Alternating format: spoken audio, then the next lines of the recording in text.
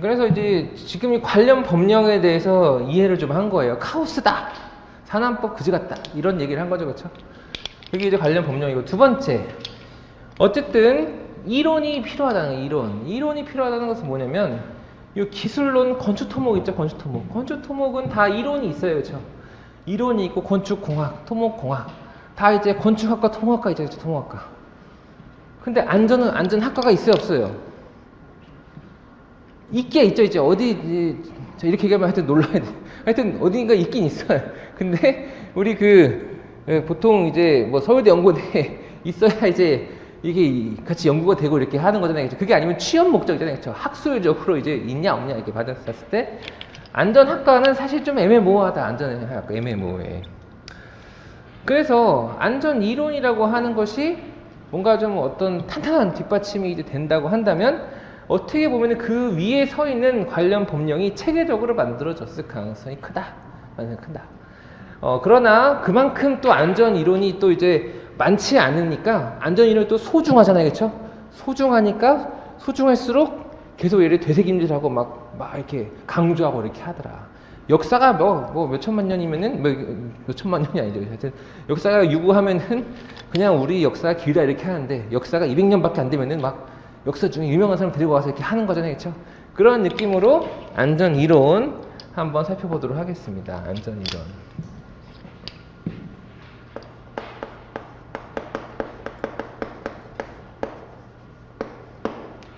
안전에 연구하는 사람들이 있고 여러 명이 있는데 그 중에 이 안전보건학의 아버지.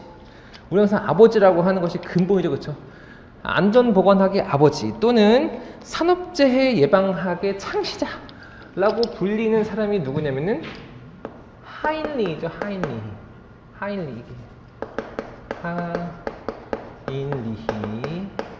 그래서 하인 이렇게 적고 부자였나봐. 하인리치 이렇게 적으면 돼. 하인리가 하여튼 요거 안전보건의 아버지다. 안전보건학의 아버지. 그래서 제가 이 OT를 준비하면서 그래도 OT가 좀 재미있으면 좋잖아요. 그쵸? 지금까지는 살짝 좀 빡셌다. 좀 재미있으면 좋으니까 이 하인리의 일대기를 한번 적어보자.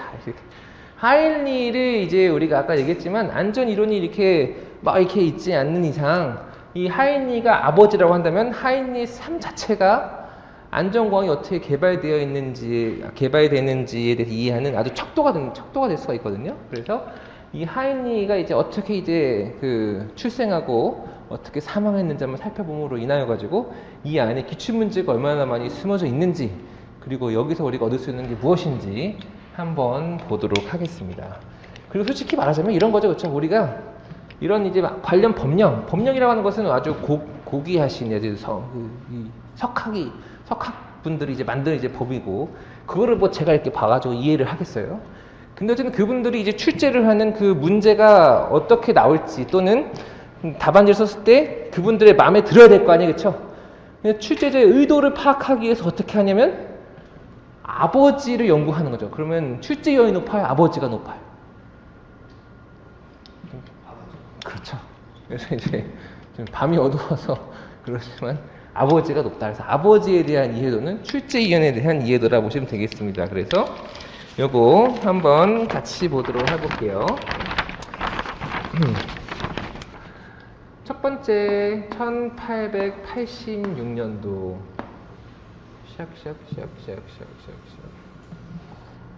이 정도까지 쓰면 되겠죠, 그렇죠?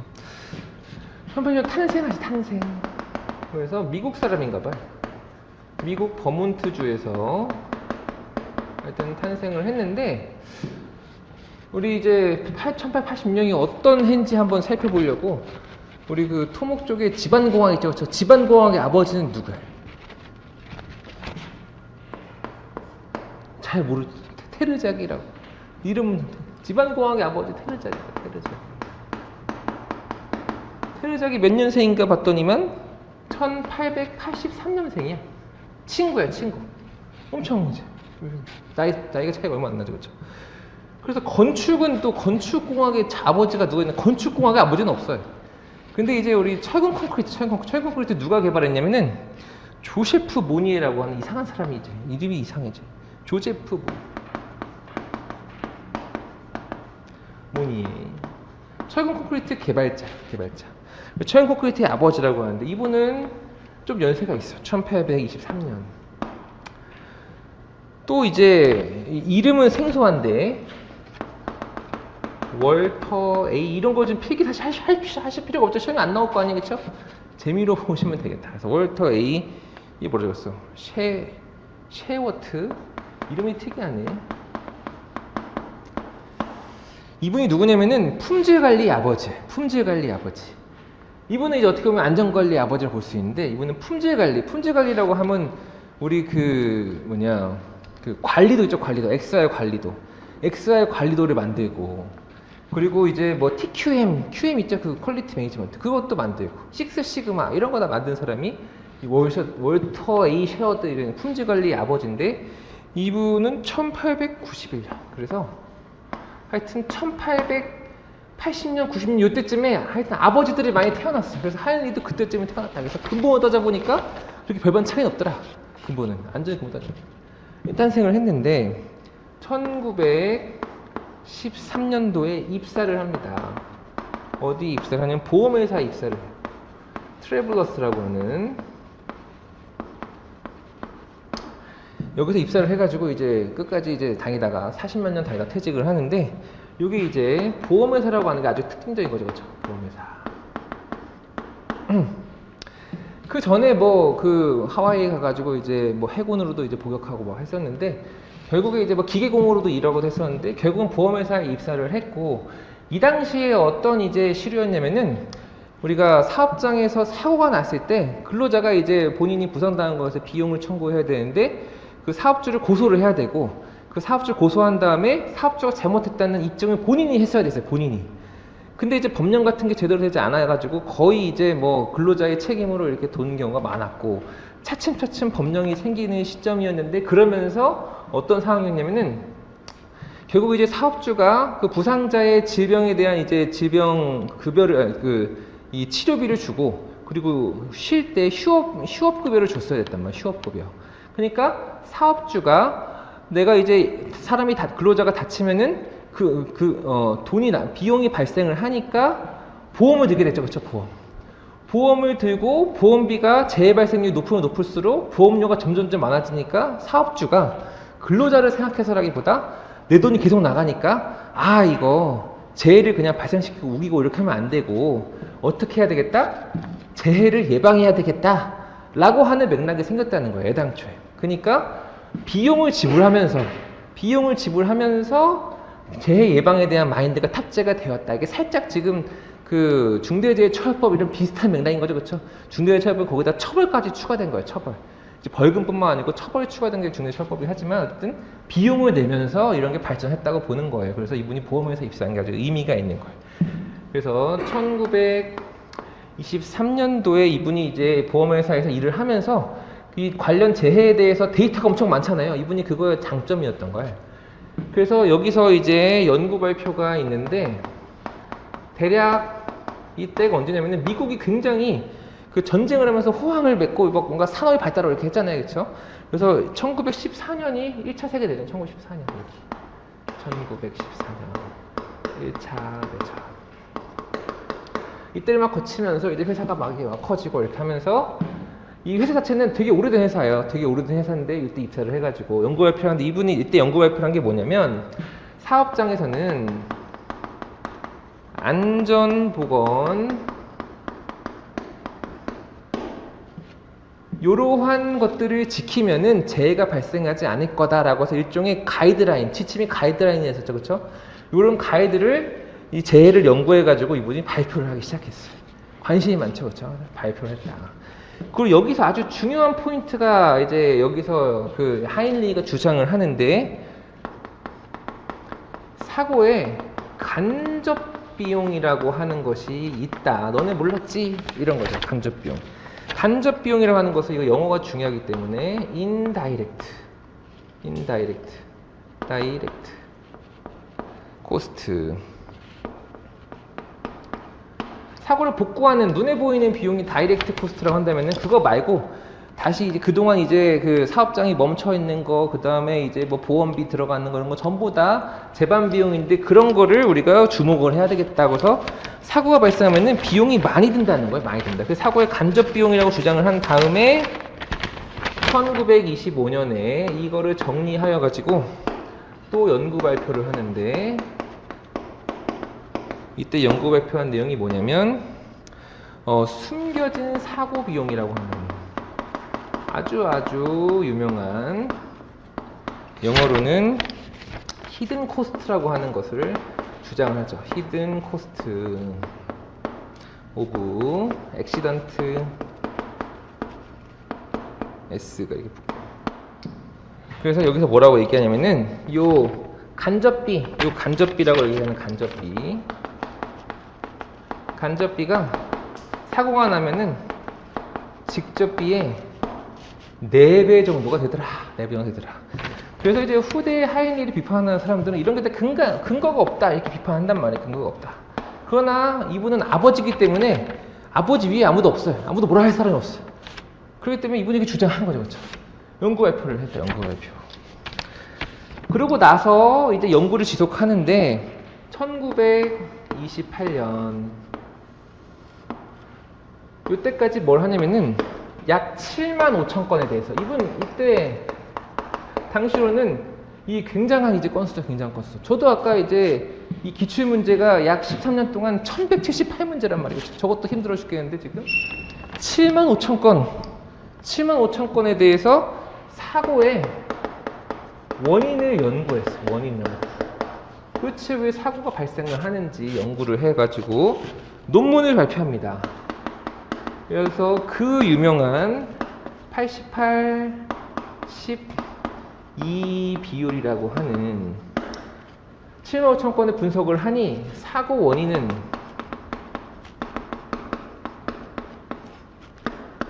불완전한 행동, 불완전한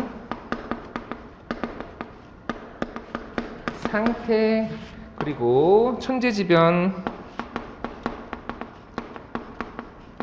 여기서 사고가 발생을 하는데 7만 5천 건의 분석을 하니까 요게 88%, 요게 10%, 2%에 해당하더라. 그래서 불안정한 행동은 근로자죠, 그쵸? 근로자가 행동을 잘못했기 때문이다. 88%. 불완전한 상태, 현장이 정리정돈이 되지 않아가지고 넘어졌다. 현장이 문제다. 문제지만 자연재. 그런데 얘네들의 비율이 88%, 10%, 2%의 근로자의 이제 과실이 많더라. 이것도 하여튼 나중에 이제 비판을 받죠, 그렇죠? 근로자만 문제냐? 이 재반 이제 환경도 문제지. 뭐 이렇게 되겠죠, 그렇죠?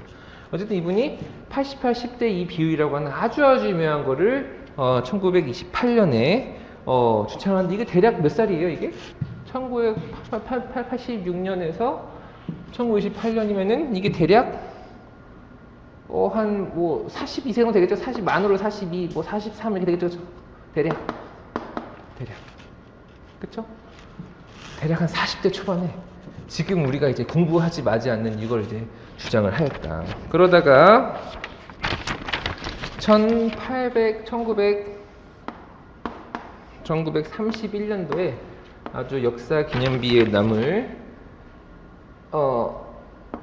초판을 출간하는데 책을 출간하는 거 출간. 이게 이제 안전보건학의 아주 고전인, 얘는 한글로 정식 번역된 바가 없어요. 출간된 바가 없기 때문에 영어로 그대로 적어보자면 인더스트리얼 액시던트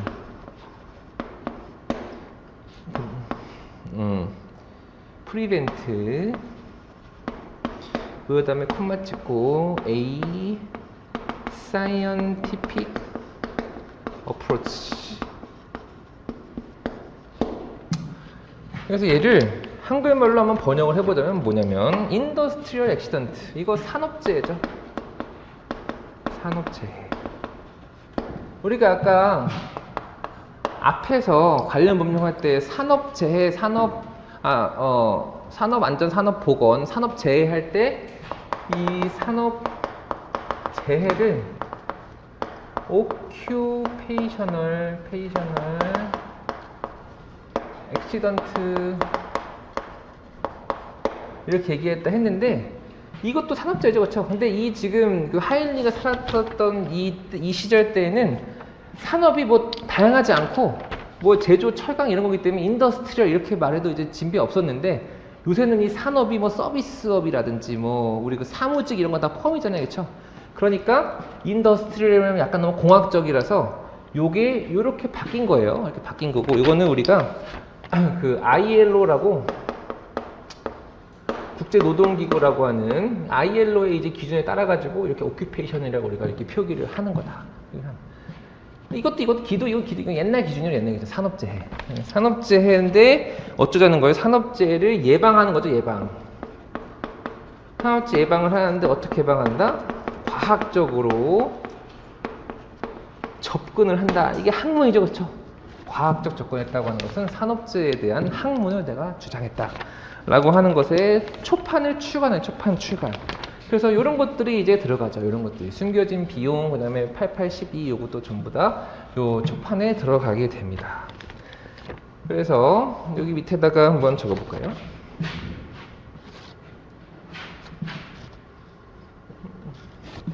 이왕 적은 거 그냥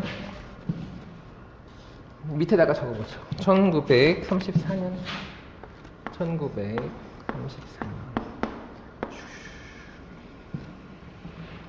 뭐라? 그냥 적어보겠습니다. 여기 요 책을 내고 나서 사내에 어떤 브로셔를 사내에서 뭔가 이제 그 어떤 자료를 만들었는데 여기서 아주 중요한 그 이론도 주장하는데 도미노 이론이라고 이게 이제 액시던트 시퀀스라고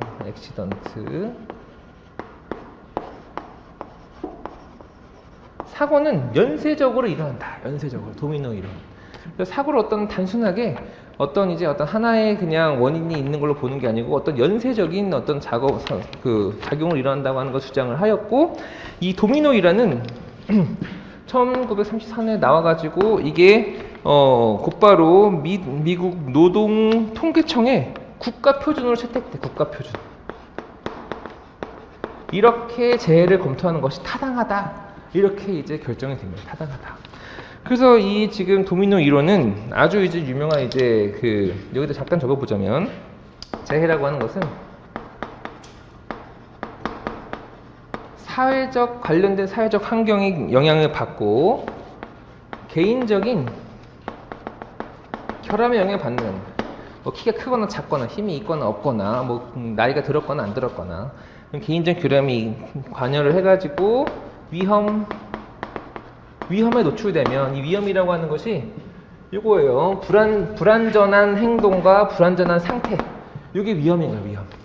불안전한 상태, 불안전한 행동, 불안전한 상태가 위험이고 이게 아다리가 맞아가지고 사고가 나면 부상이 일어나더라. 부상이 발생하더라. 재해가 발생하더라. 이렇게 됩니다. 이렇게.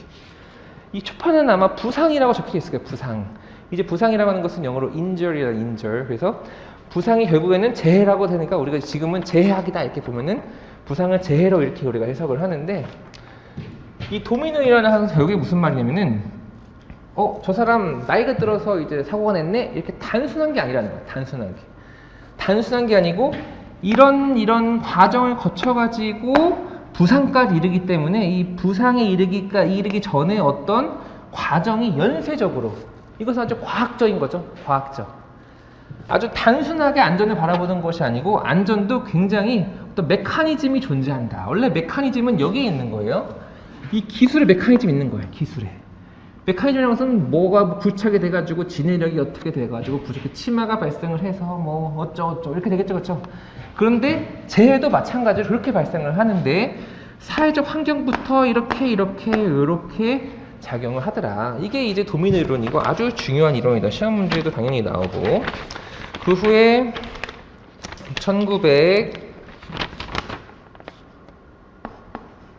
1941년 사이에 이제 2차 세계대전 발생하죠. 이때 하여튼 미국이 돈을 많이 버는 시기다. 1939년 2차 대전. 1941년에 아까 1판 내고 나서 2판 냅니다. 2판 출간을 해가지고 여기다가 정식으로 도미노 이론에 대해서, 그리고 여기에 또 매우 유명한 1대 29대 300이라고 하는 1대 20 우리 재해발생비죠. 재해발생비 1대 29대 300이라고 하는 것이 한번 주장합니다. 이것은 뭐냐면 1이 메이저 인저, 메이저 주된 부상, 29가 마이너예요. 마이너 인저, 300이 노 인저리, 인저리 이렇게 적겠죠. 부상이라고 한다면 이게 부상이 발생하지 않는, 이거 우리 지금 현재 아차 사고라죠. 아차 사고가 300개 발생할 때 경미한 부상이 29번, 그리고 메이저 부상, 이거 중대재해죠. 중대재해. 그래서 이거 우리 쉽게 바꾸면 이거 중대재해 한 건이 발생할 때까지 300건의 아차 사고가 발생한다. 이렇다고 하는 것은 우리가 어떻게 이거를 받아들여야 하냐면, 우리는 이 중대재해에 뭐가 있냐면 여기에 이게 추락 있죠. 추락, 사망, 이게 지금 문제 아니에요. 이게 중대재해. 그렇죠? 그래서 추락해서 사망하는 것이 중대재해인데, 이게 발생하기 전에 300건의 사인이 있었다는 거예요. 300건의 사인이 있었기 때문에 우리가 이 원인을 사전에 파악했다라고 한다면 300건의 사인을 보고 얘 한 건의 중대재해가 발생하지 않게끔 할 수가 있다. 이게 관리 대상. 관리를 하다 보면은 얘네가 발생하지 않는다. 이게 이제 1대 29대 300이란 말이에요. 어마어마하게 중요한 이제 재해 발생 비율에 대해서 이 판에서 이제 주장을 하였고, 또 뭘 또 강조했냐면 안전 공리라고, 이게 이제 말이 어려운데 이게 어떻게 말하는 자체를 모르겠어. 엑시옴스 오브 소사이어티 오브, 이거 뭐야? 세이프티겠죠. 세이프티. 여기다가 적어보자면 안전 공리라고 하는 것은, 공리, 안전에 관해서 어떤 기초, 안전에 있어 당연한 것을 우리가, 이분이 이제 뭐 10가지를 주장했는데 그중에 대표적인 게 뭐냐면 여기서 이 경영진이 나오는 게 아주 중요하다. 우리 현재 그 코샤 MS에서 이제 우리 주장하는 이제 그 평가하는 항목이 이 경영진의 이제 그 리더 안전에 대한 이 인식이 얼만큼 중요한지가 이제 평가 대상인데, 여기 하인리가 이때부터 경영진이 중요하다 얘기를 한 거예요. 경영진의 관심과 지원과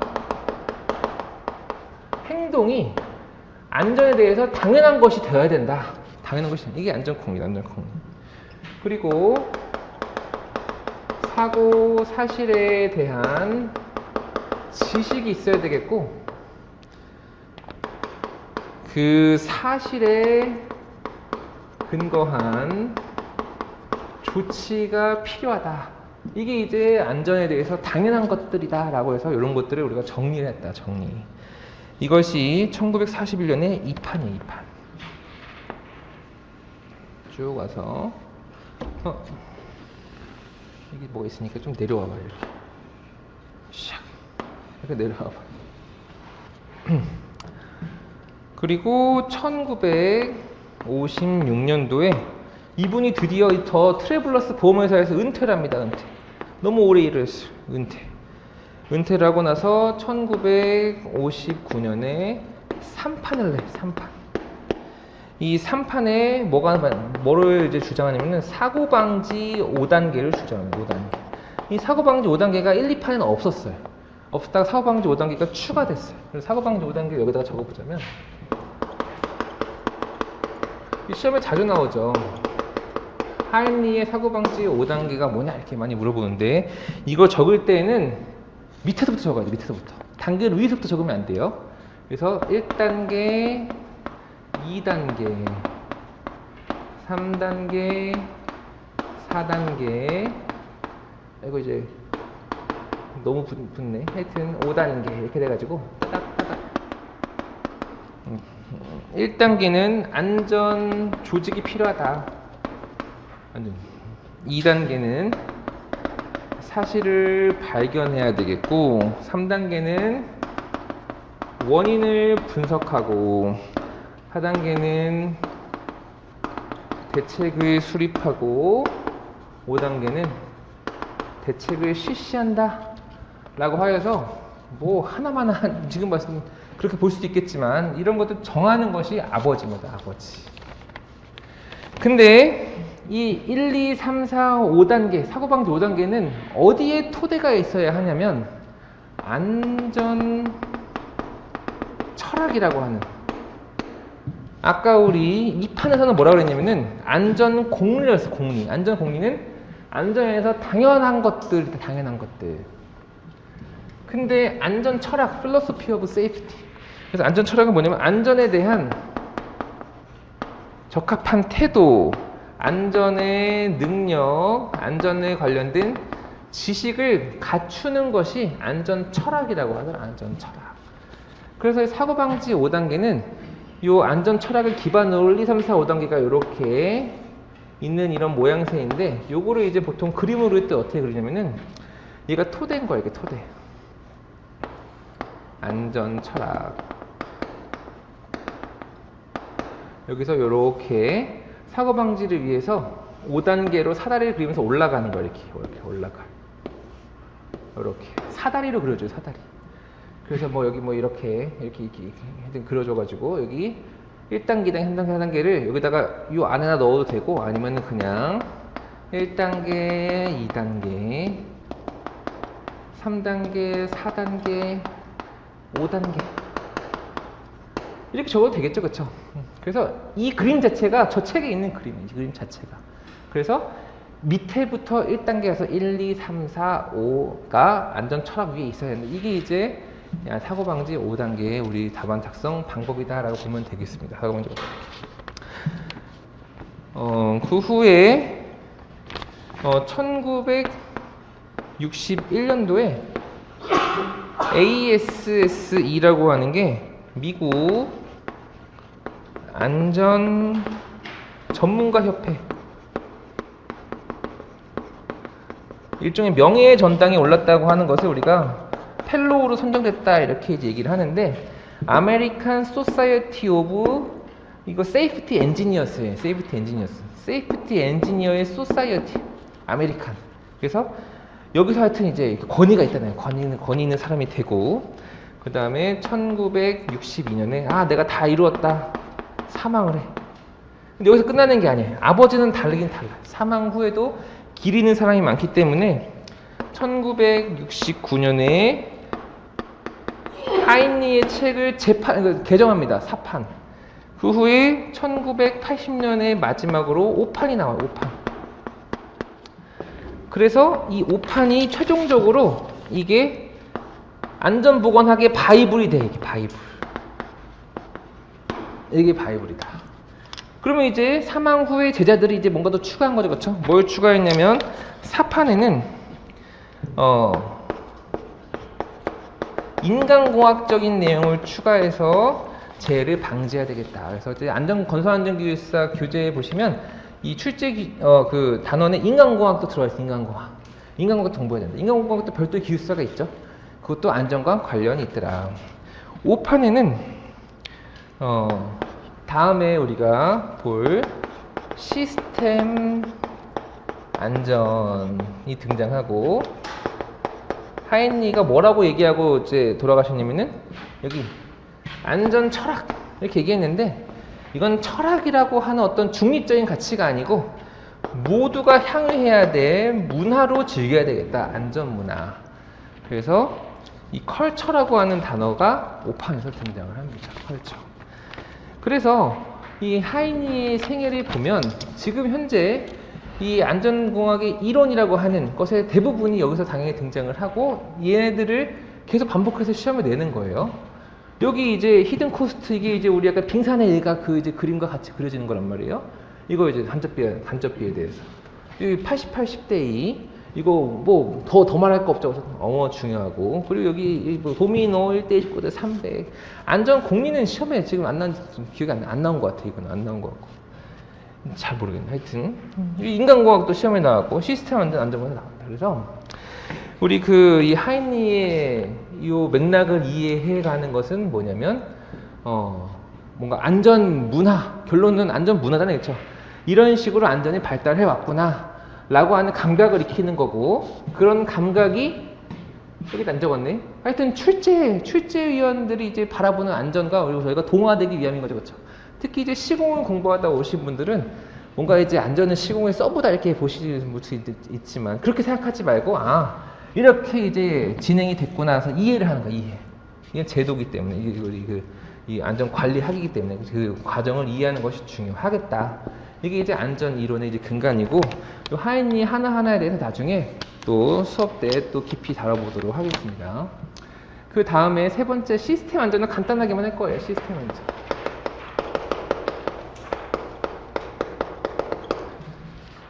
이 시스템 안전이라고 하는 것은 그래서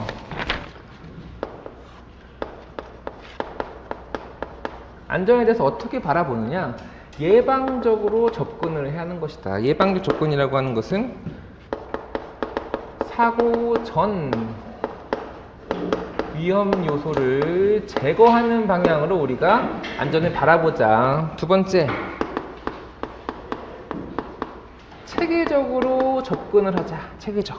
체계적으로 접근을 한다고 하는 것은 아까 여기 보시면 사회적 환경. 도미노 이론에 근거하자면 그 사람만이 잘못한 것이 아니고 여러 가지 요소가 복합적으로 발생하는데, 사람이 문제일 수가 있고 장비가 문제일 수가 있고 환경이거나 아니면은 어떤 시공의 절차상의 문제일 수도 있더라. 이런 것들을 체계적으로 하나씩 분석해 나가야 되겠더라. 그리고 기술과 안전을 결합해서 바라봐야 되겠고, 공학적으로 안전한 설계 시공을 함과 동시에 조직적으로 안전관리하는 것을 우리가 시스템 안전이라고 하는 거야. 시스템 안전. 그래서 안전에 대해서 종합적인 체계를 갖추자, 이런 느낌이 이제 시스템 안전인데, 이 시스템 안전을 이해하기 위해서 시스템 안전 전후에 있는 것을 한번 살펴보자면 이렇게 그림을 그릴 수가 있겠어요. 답안지에 그림을 그리는 것 중에 이런 거 집어넣으면 좋겠죠. 너무 길어보지만 이 시간, 이게 이제 재발생 정도라고 해요. 재발생수. 그래서 우리가 재발생을 줄여야 돼요. 줄이려면 뭐가 필요하냐면은 안전보건에 대한 기술이 필요해. 안전보건 기술. 기술이라고 하는 것은 엔지니어링이라고 하죠. 엔지니어링. 그래서 안전보건 기술을 우리가 개발을 하고 이제 이용을 하면 재발생률이 줄어요. 이렇게 주는데 끝까지 계속 주는 게 아니고 얘 효과가 약발이 다 될 때가 와. 그래서 점점 이렇게 확 줄다가 요렇게, 아이고 넘어갔다. 요렇게 해가지고 점점 효과가 줄어요. 재발생이 점점 덜 줄어들어요. 그래서 뭔가 이제 좀 더 그 다음 이제 개념이 개발돼야 되는데, 그것이 우리가 안전보건 시스템입니다. 시스템. 그래서 종합적인 사고로 안전보건에 대해 생각을 하니까 다시 또 이렇게 주는데 또 한계가 이렇게 온다. 한계가. 그래서 안전보건 시스템 그 다음이 뭐냐? 안전 문화라는 거예요. 근데 여기는 안전보건 기술, 안전보건 시스템 보건자가 들어가는데 안전문화라고 붙일 때는 보건이 안 들어가요. 그래서 여기는 안전문화 컬처 해가지고 걔로 또 이렇게 줄면은 재발생을 계속 줄일 수가 있더라 해가지고 얘가 발생 이 개념의 개발 방향이 개발 단계. 그래서 기술을 개발시키고 종합적으로 하고, 그리고 누구나 다 안전 문화라고 하는 것은 결국에 뭐랑 비슷하냐면 제가 저기 서두에 적으면은 품질관리의 아버지가 뭘 주창했냐고 하냐면은 뭐 식스시그마 이런 것도 만들었지만 TQM CF 이게 토탈 퀄리티 매니지먼트라고 하는 건데 이것이 뭐냐면 품질 관리를 하기 위해서는 특히 하자 발생률을 적기 위해서는 현장의 이제 경비원부터 본사의 회장 그룹의 회장까지 모두 전 조직의 구성원이 품질 관리 힘써야 한다. 마누라 빼고 다 바꿔야 된다. 약간 이런 느낌으로 관리를 해줘야지만 품질이 관리가 된다고 하는 것이 TQM. 그런 것처럼 안전 문화라고 하는 것은 무엇이냐면 안전 관련된 구성원, 뭐 이제 뭐 관리감독자, 안전관리자뿐만 아니고 사업주, 뭐 발주자, 그리고 뭐 담당 공무원, 뭐 근로자 모든 이제 구성원이 다 같이 이제 안전에 대해서 신경을 쓰고 재해를 저감하기 위해서 노력을 해야 되는 것이 안전 문화다라는 거예요. 그래서 품질 관리 TQM과 안전 문화가 거의 유사한 개념이라고 보시면 유사한 개념. 그래서 누구나 다 구성원 모두가 다 노력을 해야 되는 거기 때문에 하여튼 요런 느낌으로 다 이제 법령도 개정이 되고 있다 보시면 되겠다. 그래서 우리 최근에 이제 시험에 많이 나오는 것 중에 하나가 안전보건 대장이죠. 안전보건 대장. 안전보건 대장이라고 하는 것이 뭐 공사안전보건대장만 있는 것이 아니고 발주자부터 시작하죠. 그렇죠. 그래서 이제 기본안전보건대장, 설계안전보건대장 그걸 받아가지고 공사안전보건대장 작성한다고 하는 것은 이 발주자부터 설계자, 시공자 모두가 전부 다 안전에 대해서 관리를 해야 된다 라고 하는 것에 이 안전 문화의 일환이다. 안전 문화의 일환. 그래서 이 재해 발생률을 줄이기 위해서는 이런 단계를 거쳐서 해야 되겠더라 라고 하는 것이 우리 시스템 안전의 근간이다 이렇게 보시면 될 것 같습니다. 이렇게 보면 우리 저기에 있는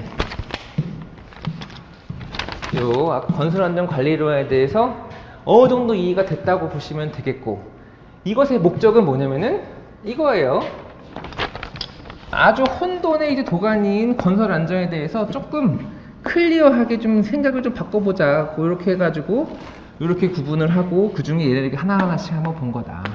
그리고 이제 강론적으로는 수업 때 또 보시면 될 것 같고, 지금 건설 안전 기술사 중에서 건설 안전에 대해서 본 거죠, 그렇죠? 기술사에 대해서는 아주 짤막하게 한번 보도록 하겠습니다. 쭉 와가지고 저기에서 한번 할 거예요. 기술사.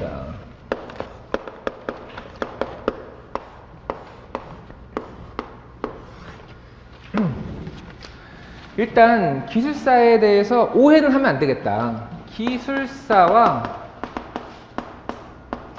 기술사 시험을 헷갈리시면 안 돼요. 이 두 개는 달라요. 달라.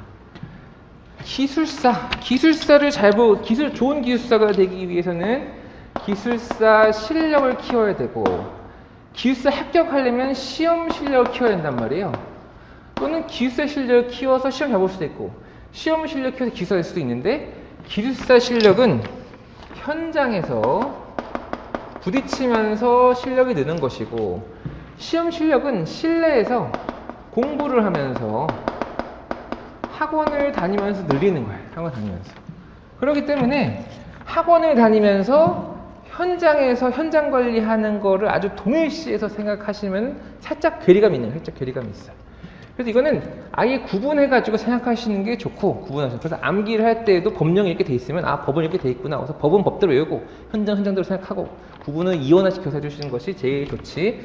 이제 현장과 실무랑 이제 뭐 이론을 융합한다 이런 거는 좋지 않아요.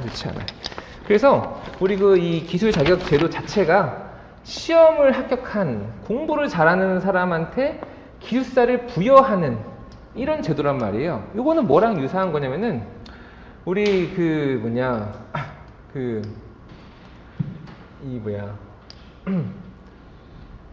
예를 들어서 뭐 간호사 있죠.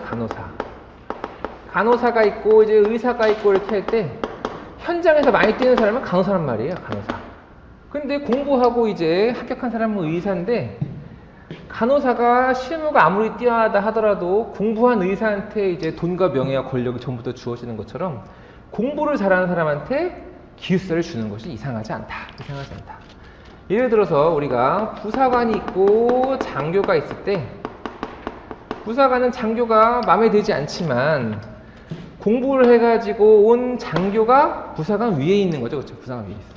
즉 공통점은 무엇이냐면은 이런 사람들 여기다가 플러스 기술사 결론적으로는 뭐냐면은 관리자라는 관리자.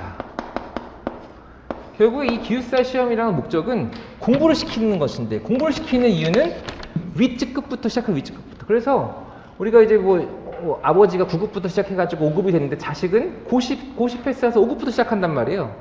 근데 그런 밑에 업무를 몰라도 관리하는 데는 문제가 없다는 거고 관리를 하는 맥락은 실무를 다 몰라도 할 수 있다는 거죠. 그렇죠?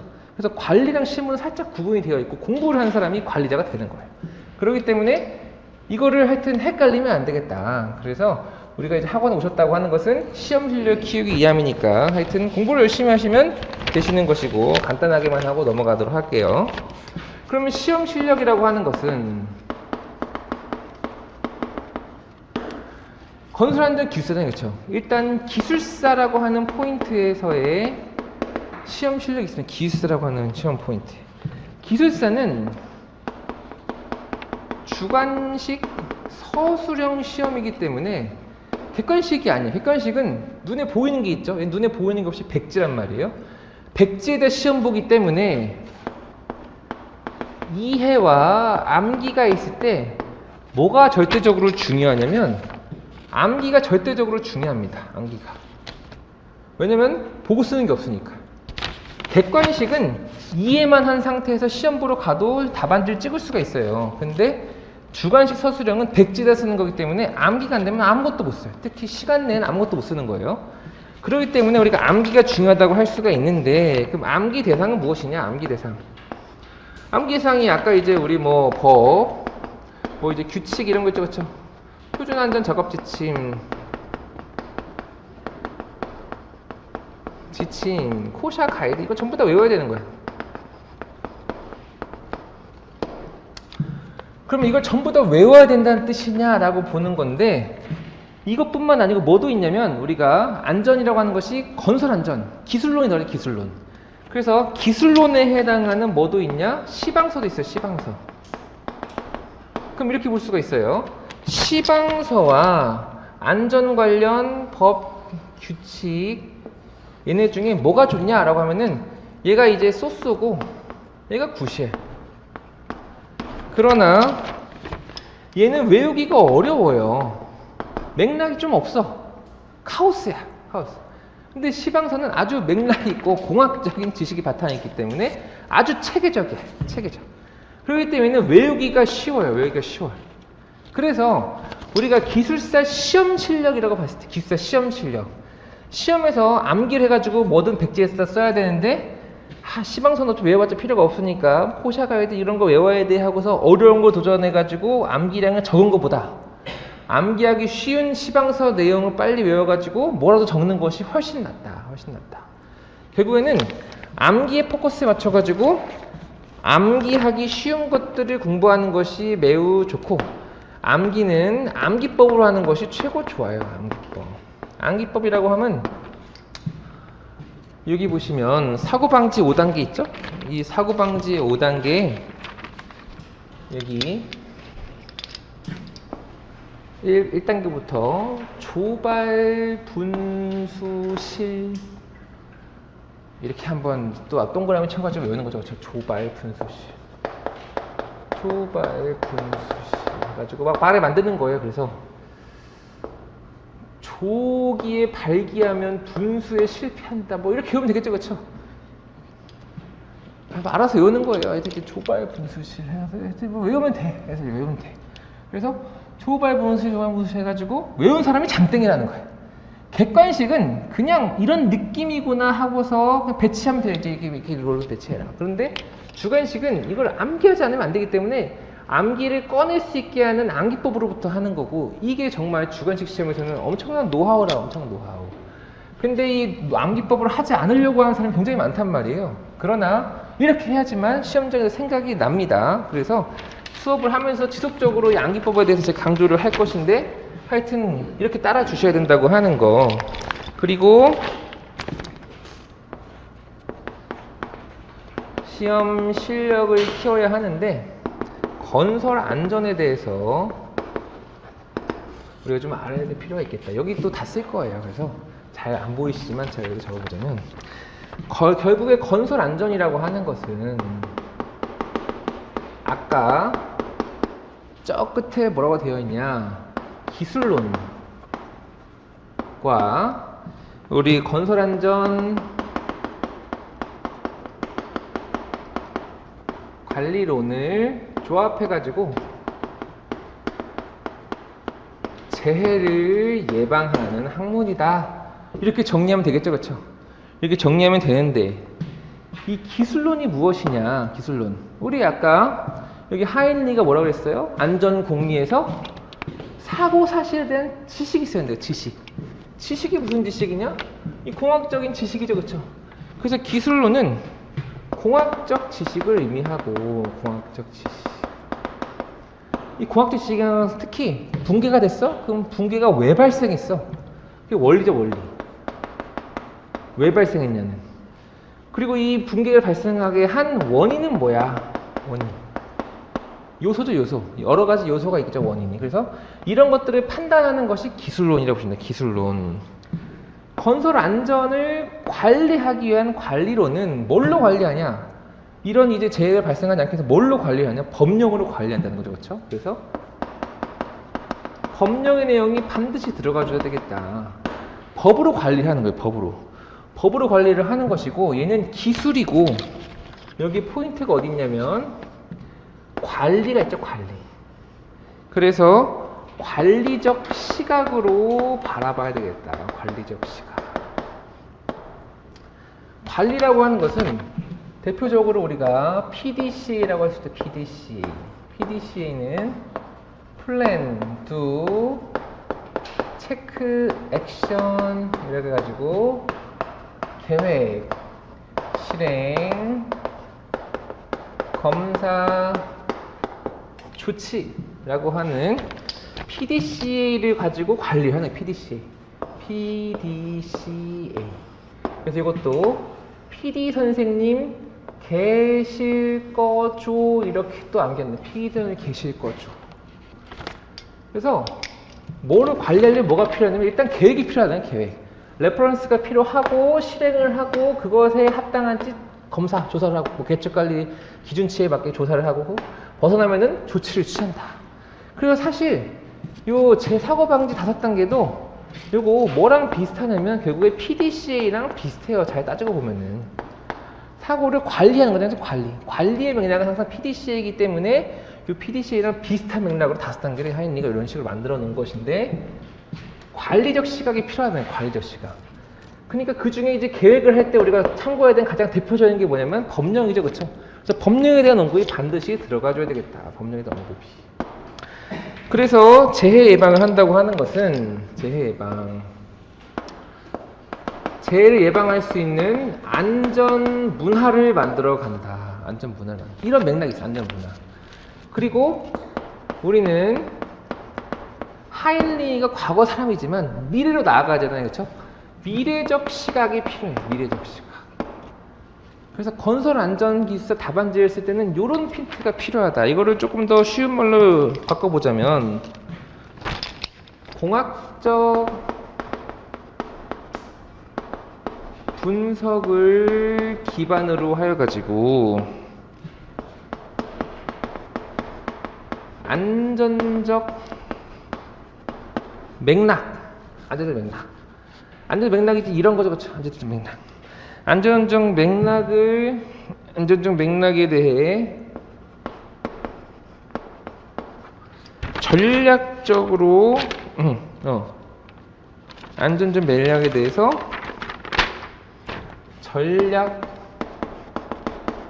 재해 방지나 전략을 제시하는 것, 이게 이제 건설안전기술사 답안을 작성할 때 가지셔야 되는 어떤 이제 그 마인드라고 볼 수가 있겠고, 공학적 분석을 기반으로 이것만 가지고 답안지 작성한다고 하는 것의 의미는 뭐냐면, 그 붕괴가 됐을 때 왜 붕괴가 됐느냐만 적는 거예요. 왜 붕괴됐느냐. 왜 붕괴가 됐느냐만 적으면은 안전기술사 점수가 안 나온다는 거예요. 그 왜만 중요한 게 아니에요. 왜. 어떤 관리적인 포인트, 어떤 이 맥락이 없었냐. 예를 들어서 안전관리자의 역할을 다 했는지 안 했는지, 그걸 우리가 판단을 해야 되는 것이고, 안전문화, 그 조직의 이제 조직의 이제 구성이 어떻게 되어 있는지, 각 조직원이 역할이 있는데 역할을 다 했는지, 이런 거를 우리가 검토해가지고 복합적으로 제시해. 복합. 그래서 안전적 맥락이라는 것은 복합적인 맥락이다. 복합적. 어떤 하나에 치우치는 게 아니고 이것저것 저거죠. 이것저것.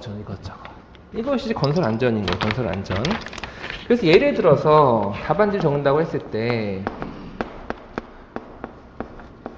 PSC 걷어에 뭐 전도 사고에 대해서 내가 만약에 답안지 문제가 나왔다고 치는 거예요. 문제가 나왔다고 쳤을 때 우리 그 세종 포천간 고속도로에서 발생한 이제 사고에 대해서 만약에 문제가 나왔어. 그럼 적어주면은 1번 개론 주관식 서술형이기 때문에 이게 소논문형 3페이지 소논문형으로 작성을 한단 말이죠. 그래서 개론부터 시작을 하는 거예요. 개론 2번 이 재해가 발생하게 된 메커니즘 공학적인 분석을 하는 거죠. 그렇죠? 공학적인 분석을 해서 원인이 무엇인지 판단을 하고 이제 원인이 이게 뭐 우리 그 스크루잭이라고 하는 전도 방지 설비를 이제 이미 제거를 했다고 하고 횡만곡이 발생하게끔 걷어 길이가 길었다 뭐 이런 식으로 우리가 적어준단 말이에요. 3번 이 문제가 발생한 원인이 있다면은 이러이러한 원인에 의해 가지고 이런 재해가 발생을 하였다 적어주는 것이 공학적 분석 기술론. 근데 이것만 적으면 되지 않고 뭘 적어야 되겠냐? 법적 제도적 대책에 대해서 적어줄 필요가 있겠어. 그러니까 관련 법령에도 관련 법령.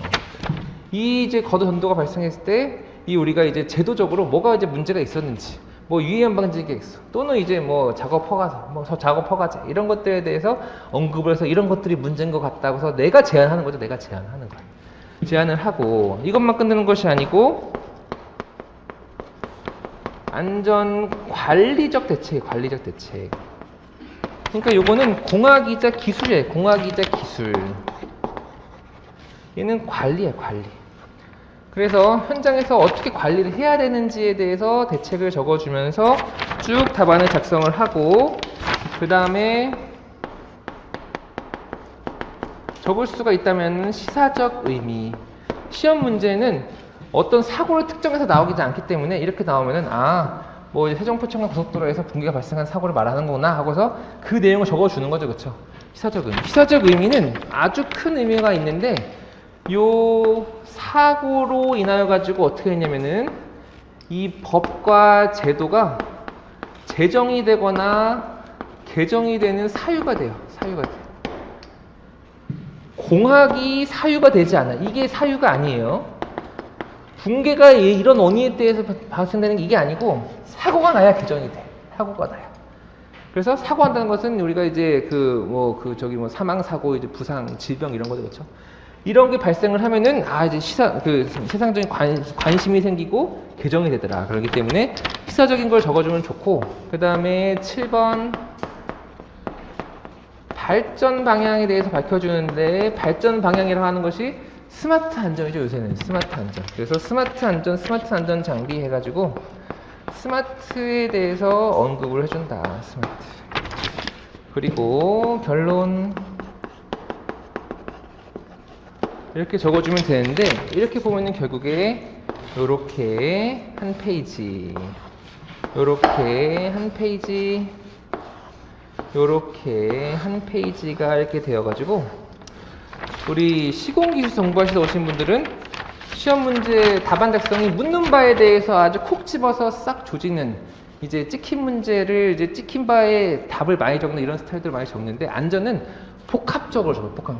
다양한 시각으로 이제 작성이 되게끔 기술론적인 바탕도 있고 법적인 그리고 관리적인 내용도 적어주고 시사적인 것도 스마트적인 것도 다 적어준다고 생각하시면서 가시면 되겠다. 그래서 요 안전관리적인 대책, 법적인 제도는 요거를 이제 많이 적기 위해서 여기는 2개고 나머지는 3개라고 보시면 되겠는데 만약에 적다가 부족하면 뭐 적을 수가 있는 거예요? 부족하면 이렇게 해가지고 공학적인 대책도 적을 수가 있겠죠, 그렇죠? 공학적인 대책.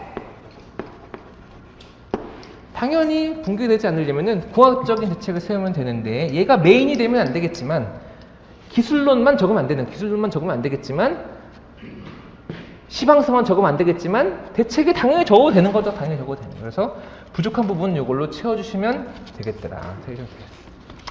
그래서 이런 식으로 적어주는 것이 건설 안전의 시험 실력인 거고, 하여튼 이 기술론만 적어가지고 우리가 이제 시공기술사 출신 분들이 내가 막 59, 60 나왔을 것 같지만 49가 점에 나오는 경우가 왕왕 있어요.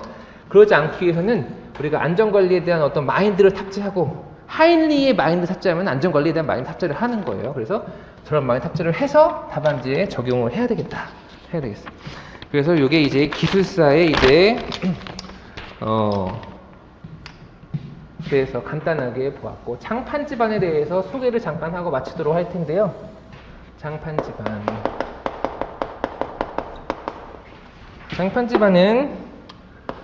하여튼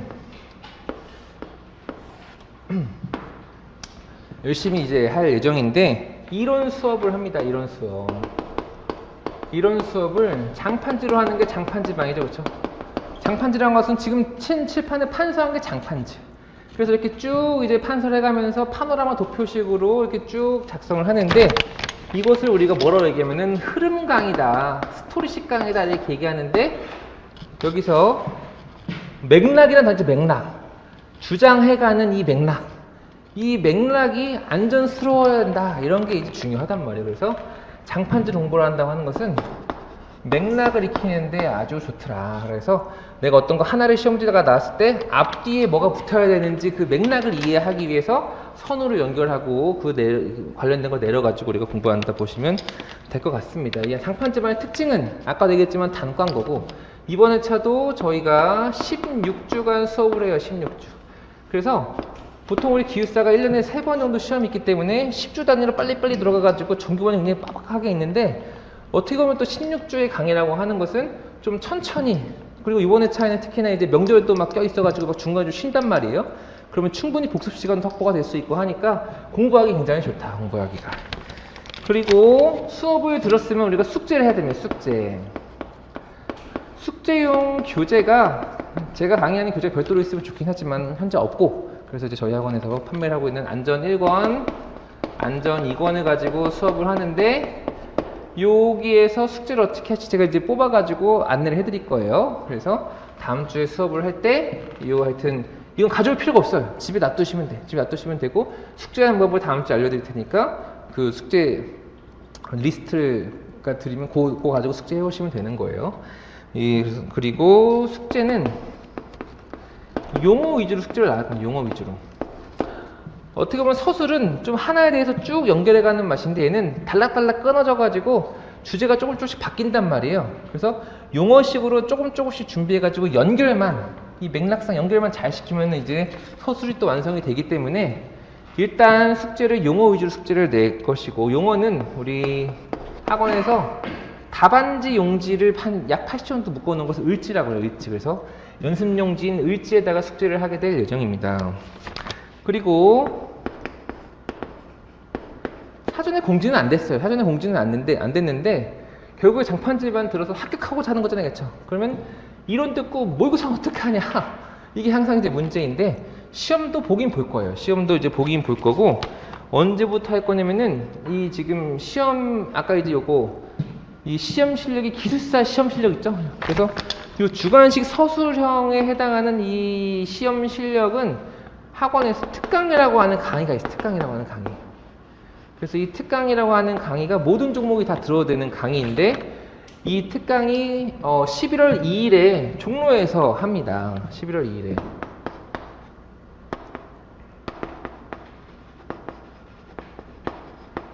특강. 그래서 장판지반 수험생분들은 특강이 무료예요. 물론 들으신 분들은 안 드셔도 되시고, 안 들었던 분들은 그냥 이거 아마 일요일이에요. 일요일에 종로본원에 가서 이때 말씀드릴 건데, 가서 이제 제가 이제 리스트를 다 이제 올려가지고 종로에 가서 붙임이 없겠고 할 거고, 가서 무료로 들으시면 되겠다. 그러면 여기서 답안을 어떻게 작성하는지 일단 감을 잡고, 그러고 나서 11월 9일부터 11월 9일이 이제 그 다음 목요일이죠. 그렇죠? 이날 수업 이후부터 카톡으로 시험을 볼 거예요. 카톡. 이 모의고사를 지금 평일에 수업하는데 다른 평일에 또 불러가지고 또 이제 시험 보시라고 하면은 못 나오시잖아요. 그렇죠? 그러니까 카톡으로 시험 볼 것이고, 지금 이제 동영상으로 보시는 분들 같은 경우도 학원에 신청을 하시면 요 카톡방에 초대를 해가지고 카톡으로 시험 볼 건데, 우리가 목요일에 수업하니까 화목토가 적다가 하잖아요. 그렇죠? 그래서 목요일 시험 보고 나서 토요일, 화요일, 아마도 지금 현재 계획상에는 여기 서술 두 문제, 용어부터 먼저 봐야 되겠구나. 이거는 나중에 조정을 해봐야겠어요. 아직 이게 정확하지 않아가지고. 어쨌든 50분씩. 제가 이제 시공에서 했을 때는 밤 10시에 시험 문제 띡 올려줘가지고 밤 10시에 이제 50분 동안 시험 보고 10시 50분에 시험 끝나고 띡 올려주는 거예요. 카톡방에다가. 여기도 화요일에 밤 10시에 시험 문제가 올라오면은 시험 봐가지고 10시 50분에 올려주시는 거예요. 그래서 카톡으로 이제 시험을 보고 나서 시험 본 것에 대해서 첨삭이 있어요. 첨삭이라고 하는 것은 어디가 잘했냐 못했는지 첨삭을 하고 점수를 주고 해가지고 내가 시험을 보고 열심히 했는데 내가 과연 옳은 방향으로 가고 있느냐, 그거를 이제 우리가 가름해 주는 것이 첨삭이고, 이 첨삭은 제가 하진 않아요. 제가 하진 않고 아주 훌륭한 우리 그 강 기술사님이라고 현대건설 연대 다니고 건축토목 안전 그 세계를 딴 분인데, 최근에 건설안전 기술사를 이제 취득해서 아주 감각이 살아있어. 그래서 그분이 이제 첨삭을 해주실 건데, 어쨌든 이제 외부 강사를 들어서 하는 거기 때문에, 물론 이제 장판 집안이 1년에 한 번 하고 이제 하는 거기 때문에 이제 뭔가 이제 뭐 이렇게 해가지고 수익을 많이 내고 물론 하면 저는 좋겠지만 굳이 그러진 않는단 말이에요. 그래서 어쨌든 좀 논의를 하고 있지만 최소한의 비용으로 하려고 하면 이걸 이제 비용 없이 할 수는 없기 때문에, 그래서 이제 이게 아마 10주 동안 할 거예요. 10주.